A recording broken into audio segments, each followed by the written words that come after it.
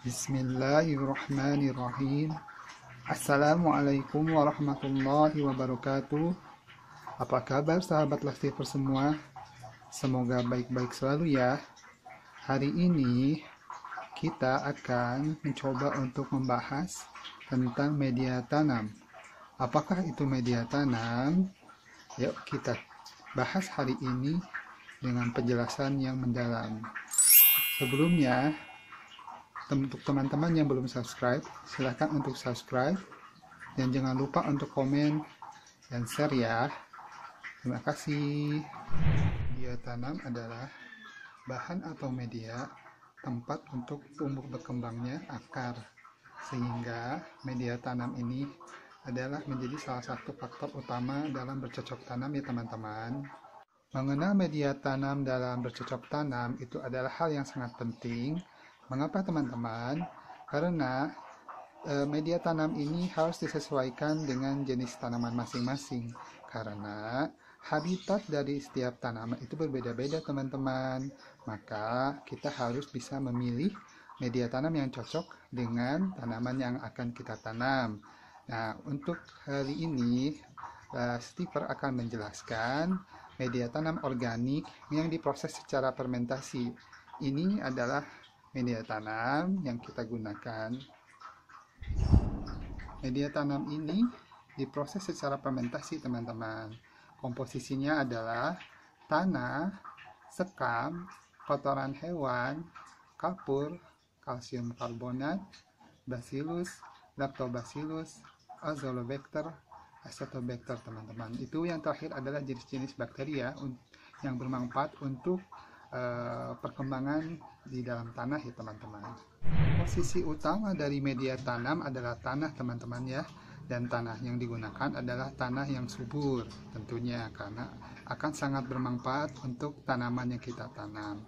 Sedangkan komposisi kedua adalah sekam teman-teman. Ini bermanfaat untuk membantu menggemburkan tanah sehingga membantu akar tanaman untuk menyerap zat unsur hara yang terdapat dalam media tanam. Sekam juga merupakan bagian dari kompos sehingga bisa membantu untuk memperbaiki sifat fisika dan sifat kimia dari tanah itu sendiri ya teman-teman.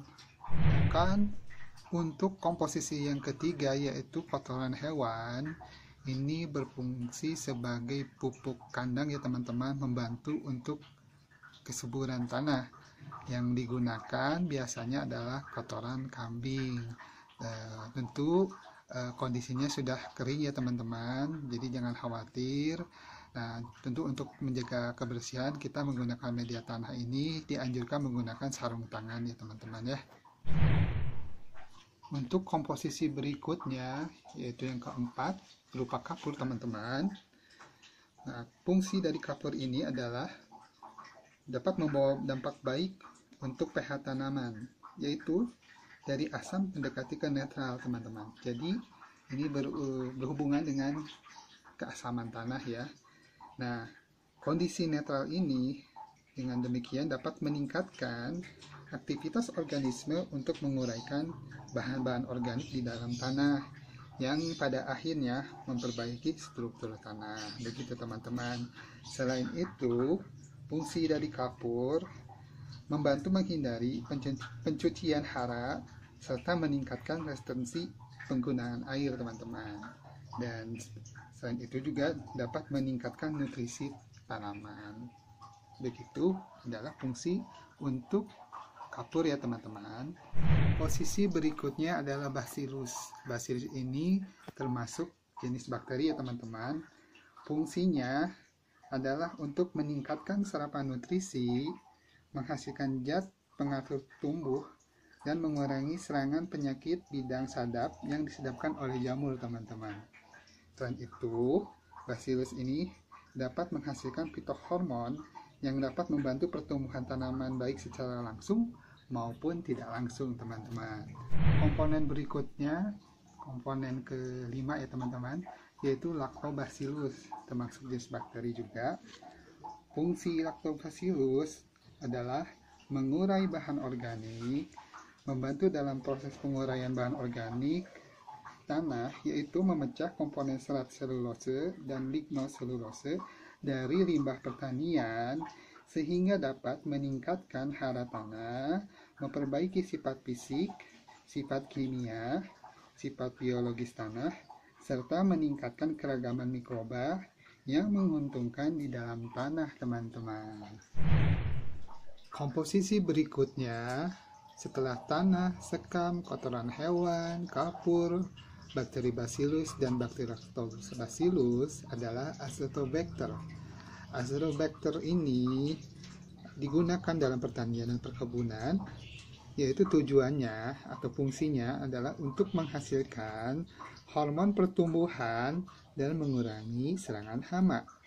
Serta Azotobacter ini dapat mensintesis substansi secara biologis aktif seperti vitamin-vitamin B, asam indol asetat, giberelin di dalam kultur murni. Komposisi terakhir yaitu Acetobacter ya teman-teman. Ini juga adalah salah satu bakteri yang membantu dalam memberikan manfaat kesuburan tanah.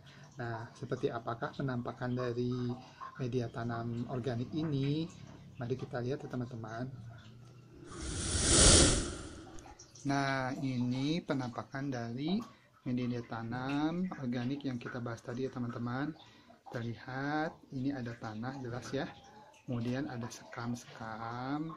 Yang tentu di dalamnya ini juga sudah ada bakteri-bakteri yang kita bahas tadi ya teman-teman. Yaitu bakteri Bacillus, Lactobacillus, Azotobacter, dan Acetobacter. Juga ada unsur kapur teman-teman ya. Nah, bisa dilihat ini ada yang berbentuk bulat-bulat. Itu adalah penampakan dari kotoran hewan teman-teman. Nah, biasanya kebanyakan yang digunakan adalah kotoran dari hewan kambing atau mungkin juga sapi, tapi kalau dari bentuknya ini kemungkinan adalah dari kotoran kambing ya teman-teman, sebagai pupuk kandang seperti itu teman-teman. Nah, bagaimanakah cara menggunakannya terutama dalam polybag ya? Mari kita coba dalam dua jenis polybag kecil dan polybag sedang. Nah, ini ada dua jenis polybag ya teman-teman. Ada yang sedang seperti ini dan ada yang kecil ya seperti ini. Tentunya ini digunakan disesuaikan dengan ukuran dari tanaman itu sendiri ya teman-teman. Biasanya kalau untuk yang kecil ini digunakan untuk masih proses pembibitan tanaman ya teman-teman. Kalau ini bisa untuk proses penanaman tanaman yang sudah cukup besar, dan tentunya ada jenis polybag yang lebih besar dari ini untuk jenis tumbuhan yang lebih besar. Nah, pertama-tama kita ambil sejumlah media tanam secukupnya yang kita gunakan dengan jenis polybag yang disesuaikan ya. Seperti ini kita mau coba menggunakan polybag yang sedang. Nah, tanahnya sekitar sebanyak ini ya teman-teman. Mari kita coba masukkan ya teman-teman. Nah, untuk memasukkannya kita bisa menggunakan sendok semen seperti ini atau alat lain ya teman-teman yang bisa digunakan untuk memasukkan media tanam ini ke dalam polybag seperti ini. Kemudian kita masukkan tanaman yang akan kita tanam dalam polybag ya. Contohnya seperti ini teman-teman ya. Nah, tinggal dimasukkan seperti ini. Kemudian kalau misalkan dikira masih kurang, bisa kita tambahkan tanahnya ya. Media tanahnya seperti ini.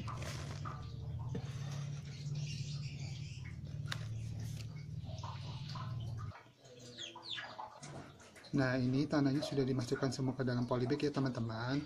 Nah, sekiranya apabila diperlukan supaya lebih padat, kita tinggal memadatkan dari media tanam ini. Tentunya kalau bila menggunakan tangan, bagusnya kita menggunakan sarung tangan teman-teman. Nah, jadinya seperti ini ya teman-teman. Kalau udah seperti ini, kita tinggal menyiramnya setiap pagi dan sore ya teman-teman, serta memberikannya pupuk apabila diperlukan ya teman-teman. Nah, untuk polybag kecil bentuknya seperti ini teman-teman ya. Kalau kita buka seperti ini cocok untuk pembibitan ya teman-teman. Nah, ini contoh polybag kecil yang sudah diberikan media tanam ya teman-teman. Ini terlihat banyak sekam ya teman-teman di atas permukaannya. Kemudian kita tinggal tanamkan tanaman kecil seperti ini teman-teman, agar membantu memberikan tempat untuk tanaman kecil ini semakin membesar teman-teman, seperti itu contohnya ya. Dan inilah hasilnya teman-teman, seperti ini polybag sedang dan polybag kecil. Nah, berikutnya kita ingin memperlihatkan perbedaan polybag yang menggunakan media tanam dengan yang tidak teman-teman. Ini contohnya kita memperlihatkan dua jenis atau dua buah ya maaf, dari tomat cherry, yaitu yang menggunakan media tanam yang sebelah kanan dan yang tidak menggunakan media tanam di sebelah kiri. Nah, seperti yang teman-teman bisa lihat, untuk tomat cherry yang menggunakan media tanam itu tumbuhnya jauh lebih bagus ya teman-teman. Bisa dilihat dari daun, warnanya, juga dari besar daunnya. Pertumbuhannya itu jauh lebih baik. Sedangkan untuk tomat cherry yang polybagnya hanya menggunakan tanah atau hanya sedikit, ini tadinya tidak menggunakan media tanam sama sekali ya teman-teman. Kita berikan sedikit di permukaannya, bisa dilihat pertumbuhannya jauh berbeda teman-teman ya, dari sisi daun, dari batang, dan juga dari tinggi dan besarnya ya teman-teman ya. Di sini ada daun yang menguning seperti ini. Nah, jadi ini membuktikan bahwa penggunaan media tanam dalam bercocok tanam itu sangat berpengaruh untuk memberikan hasil yang terbaik teman-teman. Nah, dua tomat cherry ini kita tanam awalnya itu masih berbentuk seperti ini teman-teman. Nah, kemudian dengan seiringnya waktu, dengan penyiraman mungkin setiap pagi dan sorenya, juga memberikan pupuk ketika diperlukan, maka akan menjadi seperti ini teman-teman. Nah, dengan demikian ini adalah membuktikan bahwa penggunaan media tanam itu sangat bermanfaat, sangat berguna dalam bercocok tanam. Nah, demikian saja video untuk kali ini ya teman-teman. Terima kasih untuk teman-teman yang sudah menonton video ini sampai selesai. Semoga informasi yang ada di dalam video ini bermanfaat, terutama bagi yang memiliki hobi berkebun, bercocok tanam, yang bisa kita gunakan sebagai hobi atau untuk kita ambil manfaatnya. Demikian teman-teman. Oh iya, sekali lagi admin ingatkan, untuk teman-teman yang belum subscribe, bisa minta bantuannya untuk subscribe dulu dong ya. Selain itu, jangan lupa untuk memberikan komentar dan juga untuk di like dan di share ya teman-teman. Demikian, semoga teman-teman semuanya selalu dalam keadaan baik dan sehat selalu ya teman-teman. Assalamualaikum warahmatullahi wabarakatuh.